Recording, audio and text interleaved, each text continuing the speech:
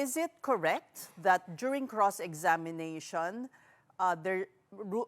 misleading or leading questions are not allowed, both in a regular court of law as well as in the impeachment court? Which The was rule the is very, subject, sorry, which was the subject of the social media post of Attorney Ligutan. well, the rule is very clear. During cross-examination, you may ask leading questions, but you cannot ask misleading questions.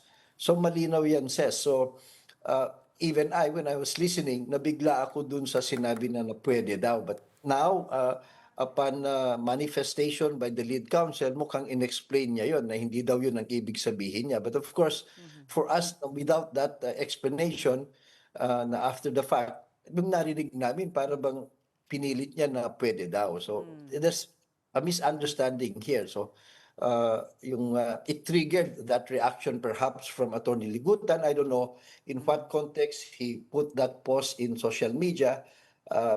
Anyway, he'll be heard before the ruling is made by the presiding officer. Right.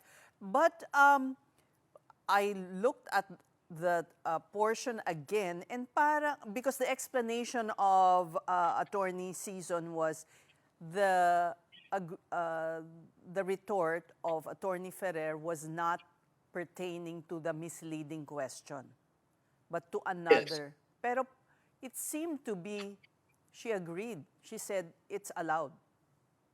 Yes, that's how I heard it also. Yes. So, without the explanation, yun ang dinig nating lahat. So now they come up with an explanation. I cannot disagree with the lead defense counsel that we have to respect each other.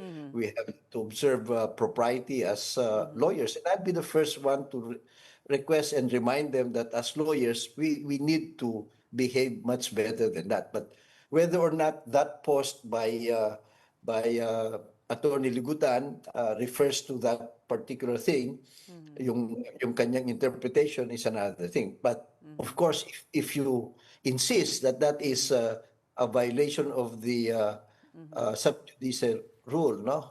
Yung Rule 18, medyo malabo because it doesn't really speak of the merits of the case. Yun bawal kasi sa Rule 18, to discuss outside the court the merits of the case.